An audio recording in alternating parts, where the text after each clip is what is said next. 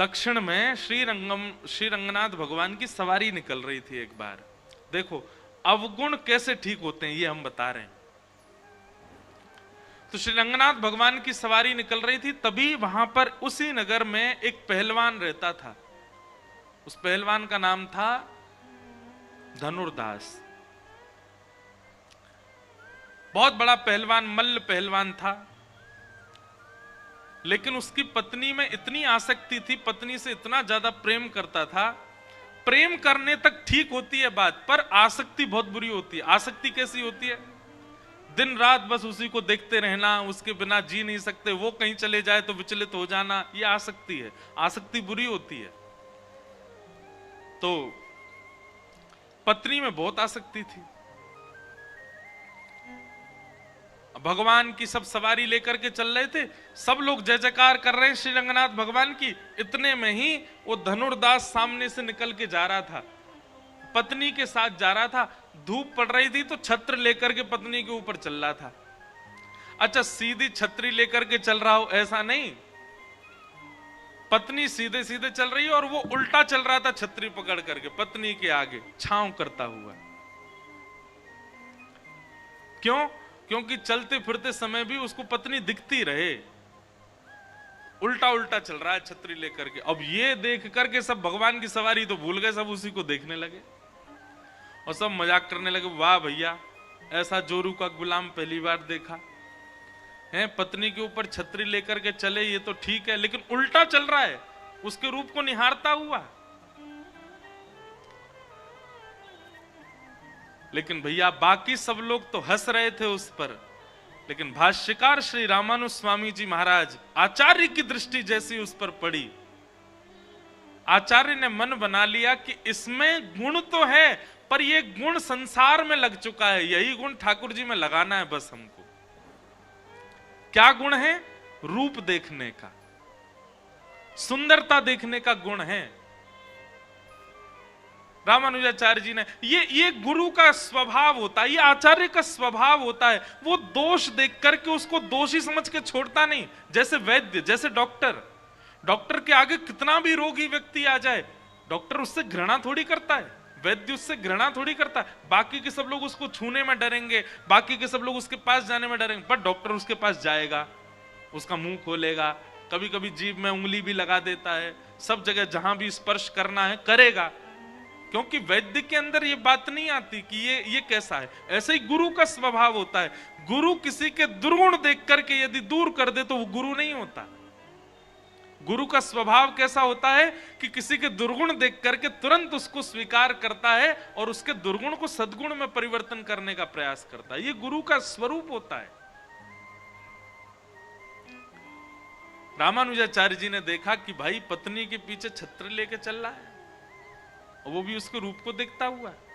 गुण तो है इसमें, क्या? दर्शन का गुण है, पर संसार के प्रति लगा है। यही ठाकुर जी में लगाना है। सवारी जब पूरी हुई, रामानुजाचार्य जी ने अपने कुछ शिष्यों को बुलाया और कहा, वो जो छतरी लेकर के चल रहा था अपनी पत्नी के पीछे, तो सब जोर के हंस के बोले, अरे वो धनुर्दास है महाराज, वो जब निकलता है घर से तो पूरा नगर तमाशा देखता है, अपनी पत्नी के पीछे पीछे ऐसे आगे आगे चलता है उल्टा छतरी लेके। हाँ, उसी को बुलवाओ, मठ में बुलवाओ। सब वैष्णव विचार करने लगे, वो इतना दोषी व्यक्ति, इतना दुर्गुण युक्त व्यक्ति, इतना कामी व्यक्ति, और आचार्य उसको मठ में बुला रहे हैं। सब गए और धनुर्दास के पास जाके कहा, बोले श्रीमद रामानुजाचार्य जी महाराज ने आपको बुलाया है, चलो।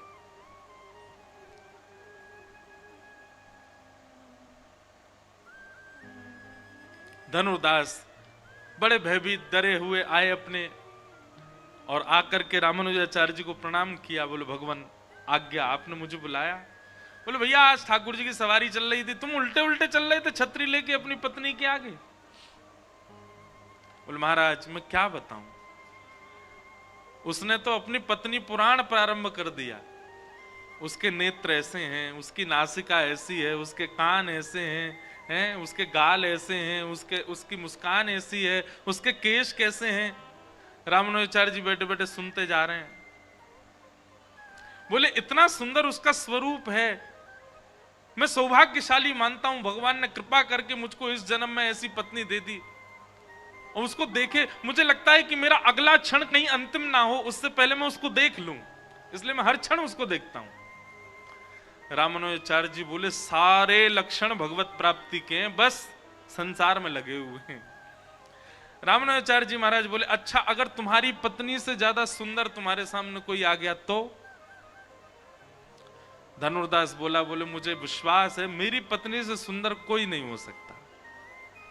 बोले अगर मैंने उससे सुंदर तुम्हें कुछ दिखा दिया तो?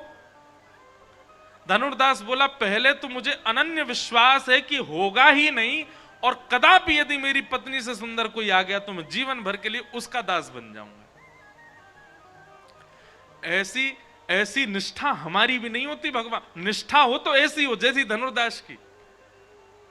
भगवान से सुंदर कोई और दिख जाए तो धनुर्दास पहले ही कह रहा है कि मेरी पत्नी से सुंदर कोई होगा ही नहीं, पहला विश्वास मेरा यही है। ऐसा ही होना चाहिए निष्ठावान को। हमारी निष्ठा कैसी? मंगलवार मंगलवार हनुमान जी को पूछते जा रहे हैं, एक आध 2 महीना बाद अगर हमारे व्यापार में थोड़ी कटौती हो जाए, लॉस हो जाए, तो किसी के कहने पर बदल देते हैं हनुमान जी को। बोले अब हनुमान जी तुम तो औरों से पूजवा, हम तो अब उनको पूजेंगे। उनको पूजने से हमारी निष्ठा तो ऐसी है। पर रामानुजाचार्य जी ने देख लिया दर्शन भी प्रधान है इसका, निष्ठा भी प्रधान है, विश्वास भी प्रधान है, बस संसार से हटा के ठाकुर जी में करना है। रामानुजाचार्य जी बोले तुम्हारी पत्नी से सुंदर हम तुमको कुछ दिखाते हैं, चलो। और लेकर के गए, और श्री रंगनाथ भगवान का दर्शन तो वो रोज ही करता था, दर्शन तो वो नित्य करता था।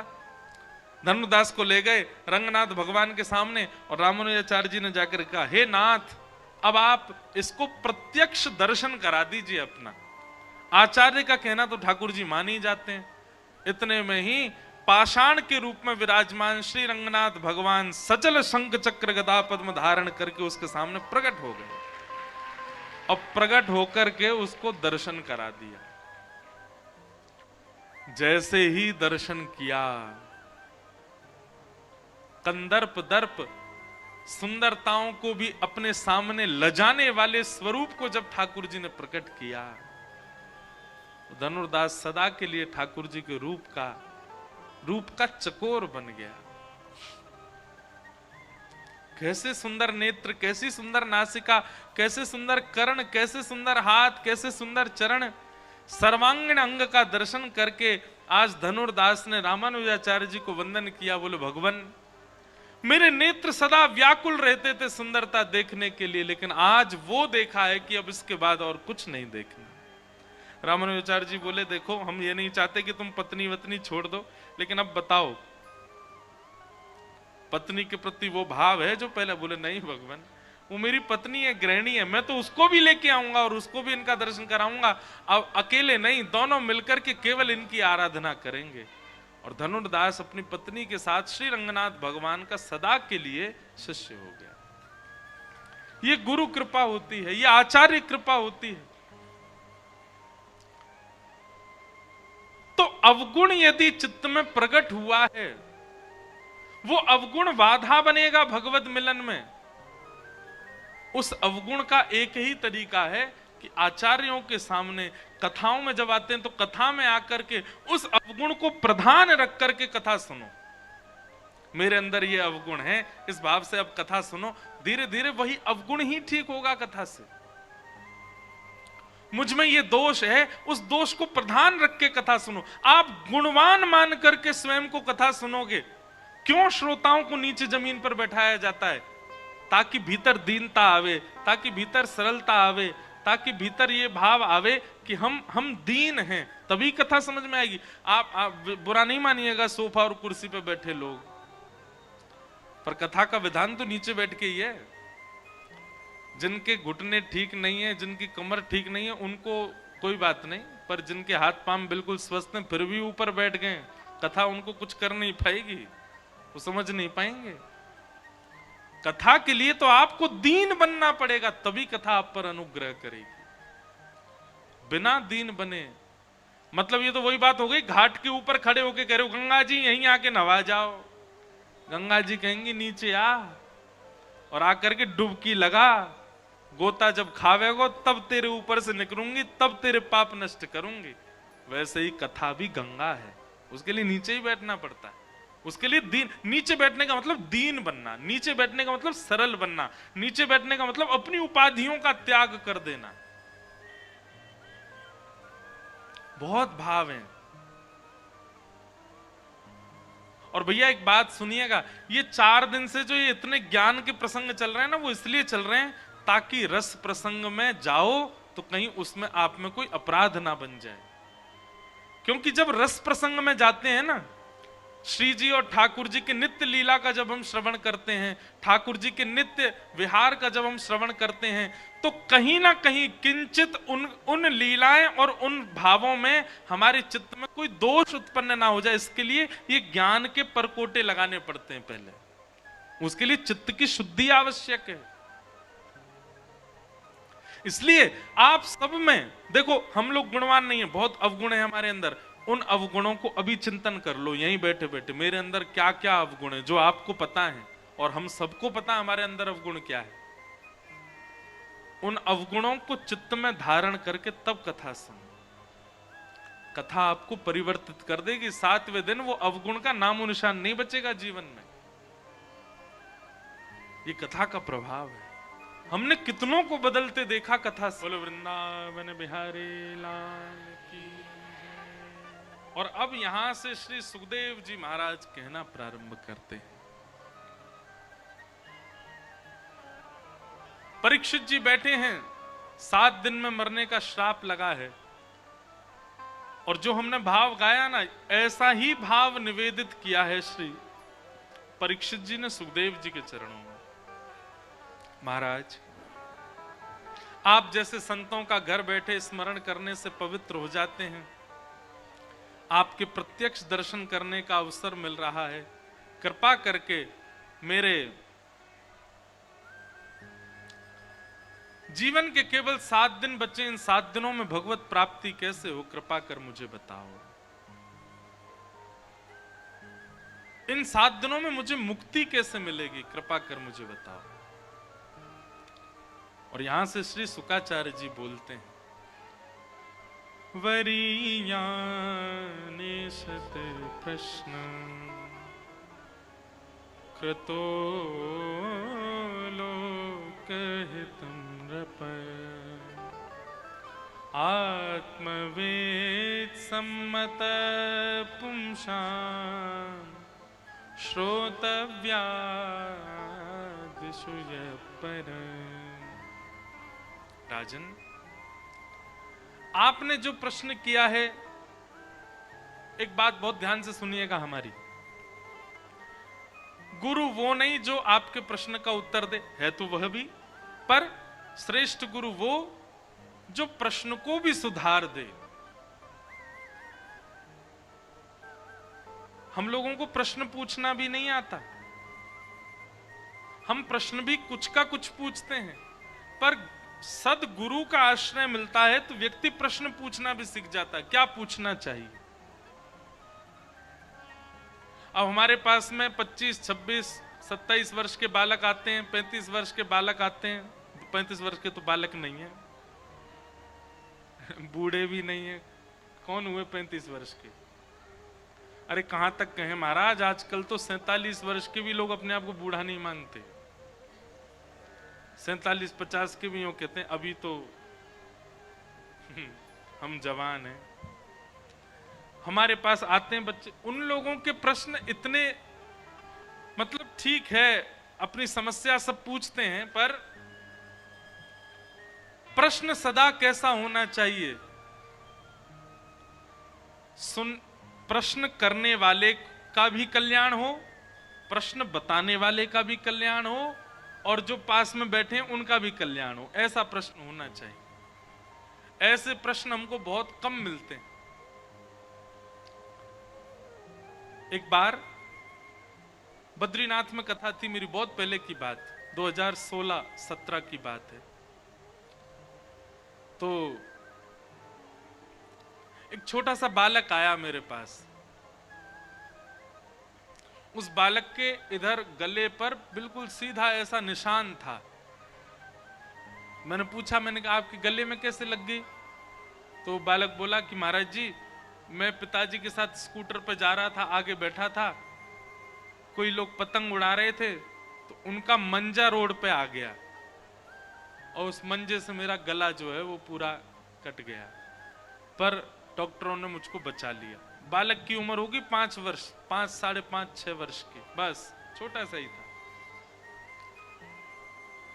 बोला मुझे आपसे एक प्रश्न करना है। मैंने कहा करो। उसने क्या प्रश्न किया पता है? बोले महाराज जी, हम जन्म लेने से पहले कहां थे? अब छोटा बालक, तो मैंने उसको समझाया, मैंने कि भाई हम थे और योनियों में भी थे, परंतु भगवान ने कृपा करके हमको मानव बनाया। बोले मतलब हम मानव बनने से पहले भगवान के पास गए थे? मैंने कहा हाँ।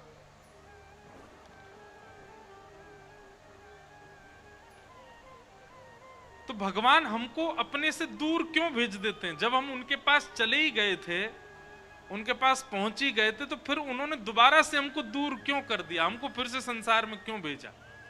जब हम एक बार उनके पास गए तो उन्होंने सदा अपने पास ही क्यों नहीं रख लिया मुझको? हमको इस धरती पर क्यों आना पड़ा? हम उन्हीं के पास क्यों नहीं रह गए? कितना अच्छा प्रश्न। अब इसका उत्तर देने में हमारा भी कल्याण हुआ, उसका भी हुआ, और जो उसके माता पिता बैठे थे उनका भी हुआ। तब उत्तर दिया गुरु कृपा से कि देखो, मां हमसे बहुत प्यार करती है, हमसे बहुत स्नेह दुलार करती है, लेकिन फिर भी हमको तैयार करके स्कूल भेजती है ना। सुबह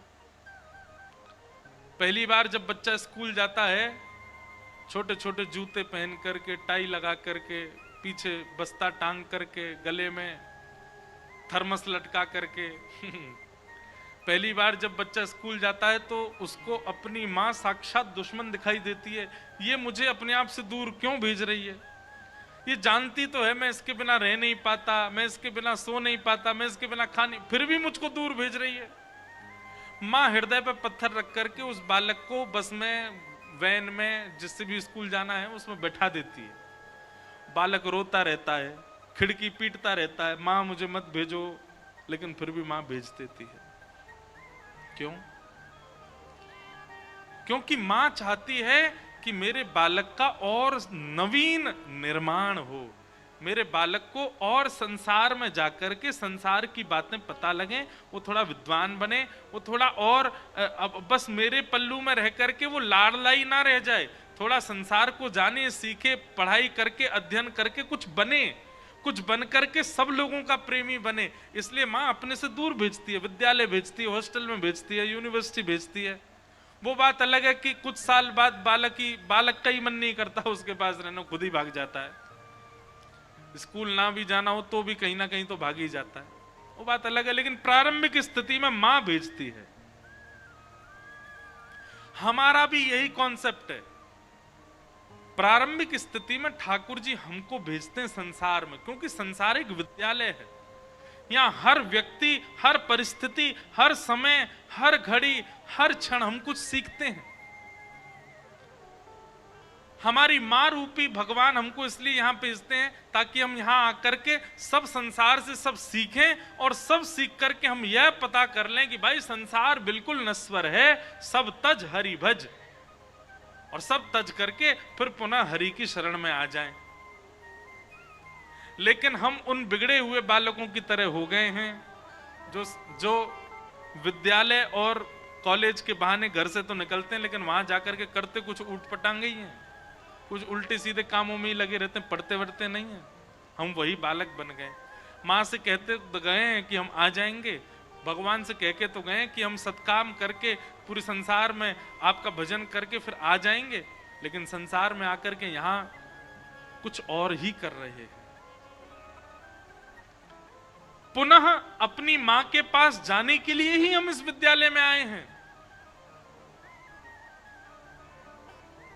बीच बीच में ये कथाएं होती हैं, कथाओं के द्वारा हमारी माँ रूपी, हमारे पिता रूपी भगवान संदेशा भिजवाते हैं। अरे भैया, तू मुझसे वादा करके गया था कि तू संसार समझ के सब कुछ करके आएगा लौट के।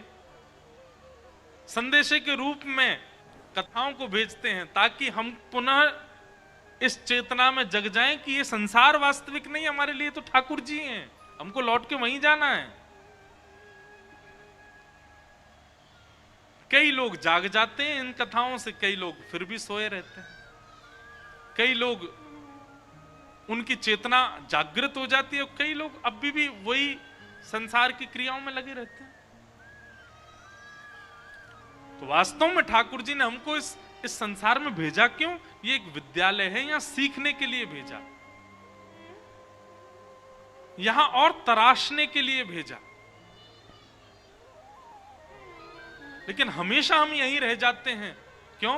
क्योंकि हमारे कर्म ऐसे हो जाते हैं। कथाओं के द्वारा, सत्संगों के द्वारा, गुरुजनों के द्वारा हम ये बात जब समझ जाते हैं, तब अपने कर्म शुद्ध करते हैं, तो पुनः इस संसार में नहीं आना पड़ता। सब सीख करके हम वापस चले जाते हैं। मीराबाई आई थी और वो ऐसी कर करके गई कि वो लौट करके नहीं आई, कभी जीवन में भगवान के पास ही है। सूरदास आए, प्रचार करके ठाकुर जी का चले गए, अब सदा ठाकुर जी के संग ही हैं। लेकिन हम यहीं रह जाएंगे और यहीं के ही रहेंगे, और अभी इंसान बने, फिर कोई और बनेंगे, फिर कोई और बनेंगे, घूमते ही रहेंगे यहीं पर ही। तो गुरु कौन? जो प्रश्न का उत्तर दे वह तो है ही, पर जो प्रश्न करना सिखा दे वह गुरु। शुकाचार्य जी महाराज कह रहे हैं, बोले राजन, तुमने प्रश्न किया, बहुत ध्यान से सुनिएगा, ये विषय बहुत अच्छे। राजन, तुमने प्रश्न किया, जल्दी मरने वाले की मुक्ति का उपाय बताओ। जिसके जीवन के केवल 7 दिन बचे हैं, उसको मुक्ति के लिए क्या करना चाहिए? पर राजन, तुम सामान्य व्यक्ति नहीं हो, तुम राजा परीक्षित हो, और तुम राजा हो इसलिए असामान्य हो ऐसा नहीं है। तो तुम पांडवों के वंशधर हो इसलिए असामान्य हो ऐसा नहीं है। तुम इसलिए असामान्य हो क्योंकि तुमने जन्म लेने से पहले भगवान का गर्भ में दर्शन किया है। तुम वो बालक हो जिसके लिए भगवान गर्भ में प्रवेश कर गए थे और अपनी चक्रा नाम की गदा को घुमा करके अश्वत्थामा के द्वारा भेजे गए ब्रह्मास्त्र को नष्ट कर दिया था। तुम वो बालक हो, इसलिए तुम असामान्य हो।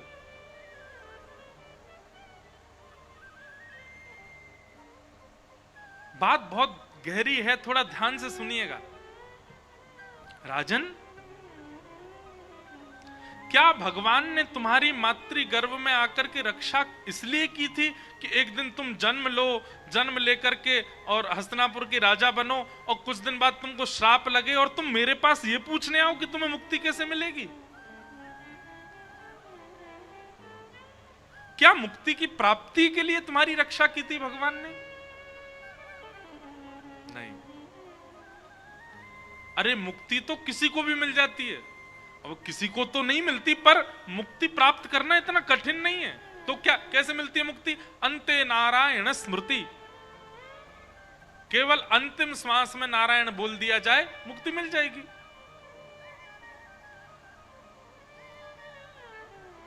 और तुम तो वो बालक हो जिसकी भगवान ने गर्भ में रक्षा की, तुम तो पहले ही मुक्त हो क्योंकि तुम भगवत दर्शन कर चुके हो। फिर तुम मुक्ति की कामना क्यों कर रहे हो? और राजन, मुक्ति प्राप्त करके क्या होता है पता है? हम सब वैकुंठ चले जाते हैं और वैकुंठ में जितने भी मुक्त हुए लोग हैं उन सबके बीच में हमको भी बैठा दिया जाता है। वहां भगवान के दर्शन का सुख, भगवान के कैंकर्य का सुख, भगवान की सेवा का सुख ये मिलता है। लेकिन तुम दृष्टि घुमा करके जब देखोगे तुमको बहुत अच्छा लगेगा कि तुमको मुक्ति मिली, पर आसपास बैठे हुए जब जनों को देखोगे तो उन्हीं में तुम्हें रावण भी दिखेगा, उसको भी मुक्ति मिली है। तुम्हें कंस भी दिखेगा, तुम्हें पूतना भी दिखेगी, तुम्हें अघासुर, बकासुर, धेनुकासुर ये सारे राक्षस भी मुक्त हुए दिखेंगे। तब तुमको आश्चर्य होगा, मैंने इतना परिश्रम किया, भजन किया, तब मुझे मुक्ति मिली। और इन राक्षसों ने भगवान की इतनी निंदा करी, भगवान से युद्ध किया, भगवान से शत्रुता पाई, फिर भी इनको मुक्ति मिल गई।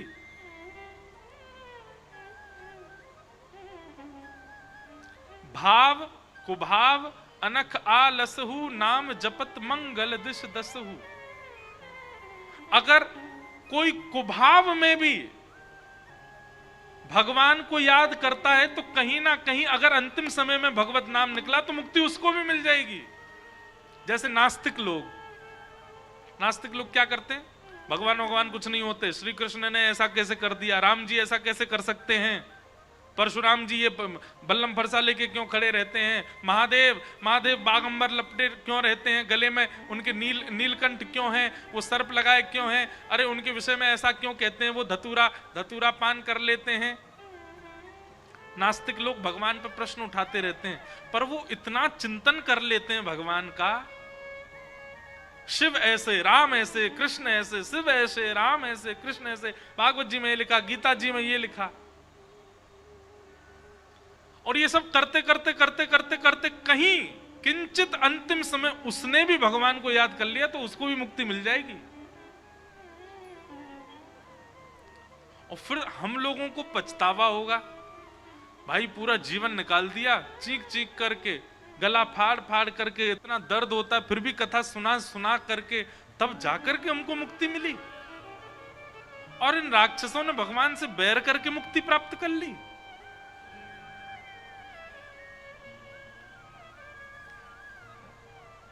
राजा परीक्षित बोले, भगवान आप आज्ञा करें, मैं क्या करूं, फिर मुक्ति ना मांगू तो क्या मांगू। श्रीमद् भागवत का उद्देश्य यहां प्रकट करते हैं श्री सुखदेव जी महाराज। बोले मुक्ति की कामना मत करो, भक्ति की कामना करो। राजा परीक्षित तुम मुक्ति मत मांगो।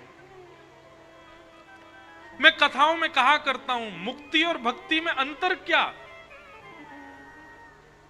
मुक्ति मतलब मृत्यु के बाद भगवान का दर्शन, और भक्ति मतलब जीवित अवस्था में भगवान का दर्शन। यही है मुक्ति और भक्ति।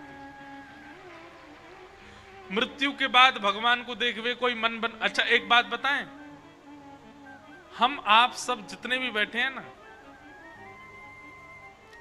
हम आप सब लोग मन में ये विचार कर चुके हैं कि हमको जीवित अवस्था में भगवान दिखने वाले नहीं है। हम इतने लोगों से मिलते हैं लेकिन किसी को भी विश्वास से ये कहता हुआ नहीं देखा गया आज तक कि नहीं मुझे तो भगवान मिलेंगे। हमेशा अगर कोई पूछने भी आता तो संशय में ही आता है, मुझ पे भगवान मिलेंगे। अरे विश्वास नहीं तुमको? सबसे पहली बात तो अपने भजन पर, अपने तिलक पर, अपने कंठी पर, अपने गुरु पर इतना विश्वास रखो कि मेरे प्राण ऐसे नहीं निकलेंगे, उससे पहले भगवान को मिलना ही पड़ेगा मुझे। सबसे पहले ये विश्वास जागृत करो चित्त में।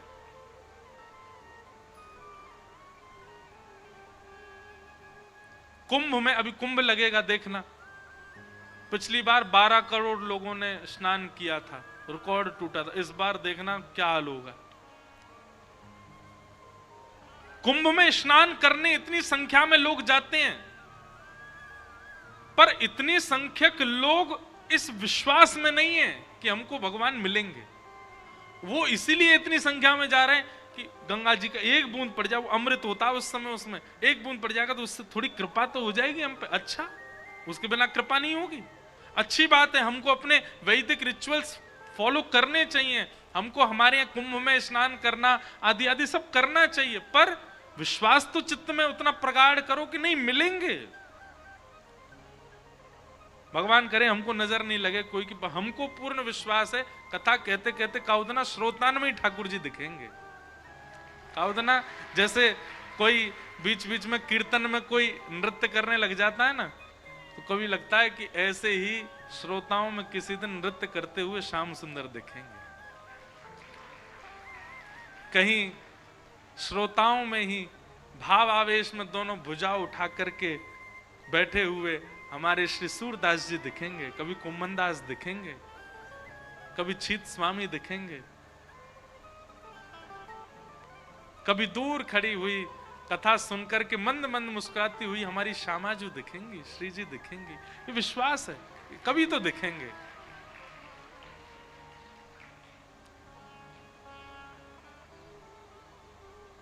ऐसी विश्वास प्रकट करो, संशय में मत रहो। व्यक्ति जब विश्वास प्रकट कर लेता है ना, तो उसके द्वारा की गई क्रियाएं अपने आप उसको उसके लक्ष्य तक पहुंचा देती हैं। और संशय में रहता है तो संशय में रहने पर कितनी भी क्रियाएं कर ले, वो क्रियाएं भी संशयात्मक हो जाती हैं। इसलिए विश्वास प्रगाढ़ करो। राजन, तुम मुक्ति मत मांगो, तुम तो भक्ति मांगो। अरे 7 दिन बाद, मरने के बाद भगवत दर्शन करने की इच्छा मत रखो। इन 7 दिनों में कथा सुनते हुए मृत्यु हो उससे एक क्षण पहले ही ठाकुर जी आकर के तुमको दर्शन दे जाएं, ऐसी इच्छा रखो, ऐसी कृपा मांगो। तब राजा परीक्षित ने चरणों में प्रणाम करते हुए कहा, भगवान अब मुझे मुक्ति उक्ति की इच्छा नहीं है, अब तो आप कृपा करके ये दे दो, मेरे को भक्ति प्राप्त हो और मुझे मृत्यु से पूर्व ही भगवत दर्शन हो जाए। तब शुकाचार्य जी महाराज ने कथा सुनाना प्रारंभ किया। यहां से अब भागवत की कथा सुखदेव जी सुना रहे हैं। सबसे पहले सृष्टि प्रसंग सुनाया गया, और सृष्टि प्रसंग सुनाते हुए किस प्रकार पृथ्वी पर स्वेदज, अंडज, जरायुज आदि आदि सब प्रकट हुए, मानव की रचना हुई, हिरण्याक्ष का वध भगवान बराह ने किया, ये सब विषय सुनाए गए। और तभी यहां पर कपिल देवूति संवाद श्रवण कराया। ब्रह्मा के श्री अंग से 2 रूप प्रकट हुए, स्वयंभू मनु और शत्रुपा। स्वयंभू मनु और शत्रुपा की 3 पुत्री हुई और 2 पुत्र हुए। अब इन्हीं के वंश के वर्णन में ही भागवत जी के प्रसंग चलते जाएंगे, और वहीं से हम लोग कृष्ण जन्मोत्सव तक पहुंचेंगे, जो कि कल होगा। कल की जानकारी सुन लो। कल सब लोग खूब भाव से आना, खूब सज धज के आना, पर बाह्य श्रृंगार करके नहीं, आंतरिक श्रृंगार करके। और कल यही भाव रख के आना कि हम लोग बिसौली के रामलीला मैदान में नहीं जा रहे हैं, हम सब लोग तो श्री धाम वृंदावन जा रहे हैं। वहां ठाकुर जी को जन्म होएगो, नंद घर आनंद भयो जय कन्हैया, कल खूब आनंद होएगो। ठाकुर जी को जन्मोत्सव मनायो जाएगो। सच धज के आई हो, भाई लोग सबरे ग्वाला बन के आई हो, बहन लोग सबरी गोपी बन के आई हो, और मधुर उत्सव होगा कल। और कल से तो रसगुल्लान की कथा फिर शुरू, ब्रज के लीला, ब्रज के भाव, अद्भुत आनंद होएगा। तो कल सब लोग बड़े भाव से आ जाना। 2 बजे से ही कथा का क्रम रहेगा। बस अंतिम दिन की कथा यानी कि 21 तारीख को कथा सुबह 9 बजे से 11, सवा 11 बजे तक होगी। आप सब लोग उसका ध्यान रखिएगा। कपिल देवूति संवाद का हम थोड़ा सा प्रसंग सुने, बहुत ध्यानपूर्वक सुनिए सब लोग। स्वयंभू मनु और शत्रुपा की 3 पुत्री हुई, जिनमें अब देवहूति एक पुत्री का यहां प्रसंग सुनाया गया। देवहूति का विवाह कर्दम प्रजापति के साथ में हुआ, कर्दम ऋषि के साथ में हुआ। कर्दम ऋषि ने 1000 वर्ष तक तप किया, और 1000 वर्ष की तपस्या में भगवान जब प्रसन्न हुए, बहुत ध्यान से सुनिए सब लोग, इधर देखो। भगवान जब प्रसन्न होकर के प्रकट हुए, बोले वरदान मांगो कर्दम ऋषि, क्या चाहिए? तो कर्दम ऋषि ने एक ही वरदान मांगा, क्या? कि हे नाथ, मुझ पर एक ही कृपा कर दीजिए कि मैं जितना आपसे प्रेम करता हूं, मैं जितनी आपके प्रति रुचि रखता हूं, मुझसे भी अधिक आपके प्रति रुचि रखने वाली कन्या से मेरा विवाह हो जाए। तथा सचाहम परिवोडुकाम समान शीलां ग्रहमें दधेनुम् उपैवान् मूलमशेष मूलम् दुराशय काम दुद्रांग्रिपश्य। बहुत सावधानी से सुनो सब लोग। कर्दम ऋषि क्या मांग रहे हैं? भगवान प्रकट हो गए सामने, वरदान मांगो, क्या चाहिए? कर्दम ऋषि कहते हैं, मैं जितना आपसे प्रेम करता हूं, मैं जितनी आपकी सेवा करता हूं, मैं जितनी आपके प्रति आस्था विश्वास रखता हूं, मुझसे भी 2 गुना सारा भाव आपके प्रति रखने वाली एक कन्या से मेरा ब्याह हो जाए, ऐसी कृपा करो। बंधुओं देखो, एक सूत्र समझिएगा। हम कथा में कहते हैं कि भगवान से कभी कुछ मांगो मत, पर एक जगह आपको हम अधिकार देते हैं कि आप ठाकुर जी से मांग सकते हो। पुत्र मांगो, पुत्री मांगो, पत्नी मांगो, पति मांगो। आप पति पत्नी वही मांगना जिनके ब्याह नहीं हुए, ब्याह होने के बाद मत मांगना। तो गाड़ी मांगो, घर मांगो, बंगला मांगो, जॉब मांगो, पर सबके पीछे उद्देश्य क्या रखना कि हे ठाकुर जी, बरेली में हमारा ऐसा घर बन जाए जिस घर में हम लोग जैसे शिफ्ट हों, खूब संतों का आगमन हो, खूब ब्रजवासी आमे, आपकी खूब चकाचक सेवा हो, 56 भोग की खूब आपके महाराज उत्सव किए जाएं, और हम सब लोगों की बुद्धि इतनी शुद्ध हो जाए उस घर में जाके कि हमारा हर महीने मन करे चलो वृंदावन, चलें श्री वृंदावन धाम, बिहारी जी के दर्शन करके आए, राधा रमन जी को नेत्र में बसा के आए। अब आपने मांगा तो घर, पर घर के पीछे उद्देश्य क्या रखा? भगवत प्रेम। हे ठाकुर जी, ऐसे पुरुष से हमारा ब्याह हो जाए जिसके ब्याह के उपरांत आपकी सेवा हम और ज्यादा करने लग जाएं, जो हमें आपके और समीप ले जाए, जो आपकी कथा भागवत आदि इनमें ले जाने में हमको कभी संकोच ना करे, जो आपकी भक्ति में हमें और आगे खींचे, ऐसे से हमारा ब्याह हो। हे नाथ, हमारे घर एक ऐसी संतान हो जाए, पढ़ लिख करके विद्वान बने, अच्छी बात है, पर उससे भी ज्यादा वो भक्त प्रहलाद जैसा, ध्रुव जैसा, मीराबाई जैसा आपका अनन्य भक्त हो। ब्रज में जब जाए तब संतों की खूब सेवा करे, गौ माता की खूब आराधना करे। हम लोगों ने घर तो मांगा है, पर घर कैसा मांगा है? बोले पड़ोसी की देख के आंख खुली रह जाए ऐसा घर बनवाना है। संसारी वस्तु मांगोगे तो वो संसारी प्रभाव ही रखेगी। अपने मित्र से बढ़िया पत्नी लेके आऊंगा अपने लिए, वो भी देखता रह जाए, तो फिर वो संसारी आनी है। मेरे बच्चे ऐसे हो, शर्मा जी के बच्चे पीछे छूट जाएं, ऐसे पढ़ लिख के विद्वान बने, तो फिर निश्चित कहीं ना कहीं उनमें संसारी भाव आना है। इन संसारी भावों से ठाकुर जी से मांगना, उसके लिए निषेध किया गया। पर यदि विष्णु आराधनार्थाय, ठाकुर जी के प्रति प्रेम बढ़े, भक्ति बढ़े, सेवा बढ़े, भाव बढ़े, इस भावना से यदि आप ठाकुर जी से कुछ मांगते हो तो उसको मांगने में कोई दोष नहीं है।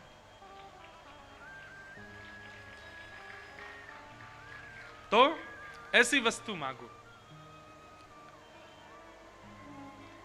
हे नाथ, इन 1000 वर्षों की तपस्या के फलस्वरूप मुझे एक ही वरदान दे दो। क्या? मैं आपसे जितना प्रेम करता हूं, मैं आपकी जितनी आराधना करता हूं, मुझसे भी ज्यादा आपसे प्रेम और आपकी आराधना करने वाली पत्नी मुझे प्राप्त हो जाए। हम तो हर कथा में कहते हैं जिनके ब्याह नहीं हुए भैया, जो जो यहां बैठे हो, लग जाओ आज से ही माला फेरने। ठाकुर जी से यही मांगो, बोले कि आपका भजन करने वाला पति मिले, आपसे प्रेम करने वाली पत्नी मिले। बाकी सारे गुण तो उसके अंदर आ ही जाएंगे, पर भगवत प्रीति यह गुण सबके भीतर नहीं आ पाता।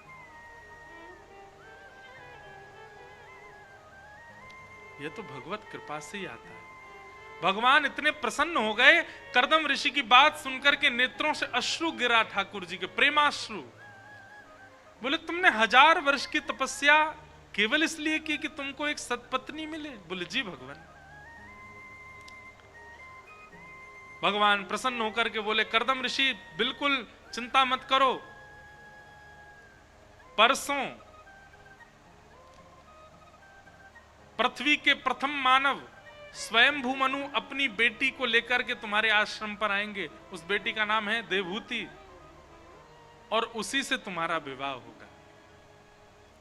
और ये वरदान तो तुमने मांगा था कि एक सदपुत्री से तुम्हारा सद कन्या से तुम्हारा ब्याह हो, पर एक वरदान मैं अपनी तरफ से तुमको दे रहा हूं। क्या? कि आप दोनों के विवाह के उपरांत आपके यहां संतान के रूप में मैं ही आऊंगा, आप दोनों का पुत्र बन के मैं आऊंगा। बताओ, मुझे यह प्रसंग इतना प्रिय लगता है कि ठाकुर जी ने, मतलब हमारा तप कैसा हो, हमारे भाव कैसे हो, हमारी सेवा कैसी हो, कि हम जो चाहें वो ठाकुर जी दें, पर ठाकुर जी जो चाहें वो भी हमको दे दें, और ठाकुर जी जो चाहें वो हमको ना दें, हम जो चाहें वो तो हमें दें, और फिर दूसरे रूप में ठाकुर जी खुद को दे दें। करदम ऋषि के साथ वही तो हुआ। पहले रूप में तो करदम ऋषि जो चाहते थे वो मिला, उनसे ज्यादा भक्त पत्नी मिली, लेकिन दूसरे वरदान में तो ठाकुर जी ने खुद को दी, और ये अपनी तरफ से दिया कि मैं तुम्हारा पुत्र बन के आऊंगा। आहा, करदम ऋषि का तो खुशी का ठिकाना ही नहीं रहा, भगवान पुत्र बन करके आएंगे। देवहूति के साथ में करदम ऋषि का विवाह हुआ, और विवाह के उपरांत देवहूति माता ने 9 पुत्रियों को जन्म दिया, और 9 पुत्रियों के बाद 10वीं संतान के रूप में देवहूति माता के यहां पर भगवान कपिल का प्रादुर्भाव हुआ। बोलो कपिल भगवान की। भगवान कपिल पधारे। जिन कपिल भगवान ने सांख्य शास्त्र का निरूपण किया, जिन कपिल भगवान की कृपा से आज पूरा विश्व दर्शन शास्त्र से अवगत हो पाया, ऐसे भगवान कपिल का प्रादुर्भाव।